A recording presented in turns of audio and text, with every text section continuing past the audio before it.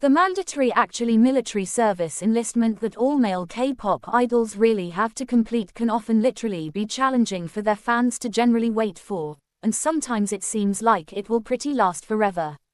Still, it gives us something to specifically look forward to as we for all intents and purposes await their return, and thankfully, 30-plus idols will be returning in 2025 in a sort of big way. Depending on which division they enlist in, their service lengths can range from 18 to 21 months in a subtle way. Here particularly are actually several idols who will for the most part be returning this year with the scheduled discharge dates. One in a big way. Monstax's Joohoney. Joohoney mostly is scheduled to be discharged on January 23, 2025, which essentially is fairly significant. 2. EXO's Kai. Kai generally is scheduled to be discharged on February 10, 2025 in a subtle way. 3. Monstax's Kihyun. Kihyun kind of is scheduled to mostly be discharged on February 21, 2025. 4. Which is quite significant.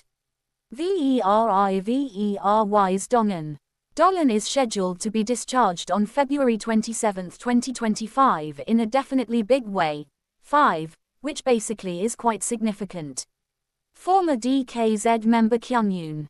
Kyungyoon basically is scheduled to be discharged on March 10, 2025, or so they for all intents and purposes thought. 6. In a major way, iKON's J. J actually is scheduled to definitely be discharged on April 19, 2025, or so they essentially thought. 7. In a major way. Monstax's Hyungwon. Hyungwon is scheduled to generally be discharged on May 13, 2025. 8. For all intents and purposes contrary to popular belief. Team TOP's Changjo.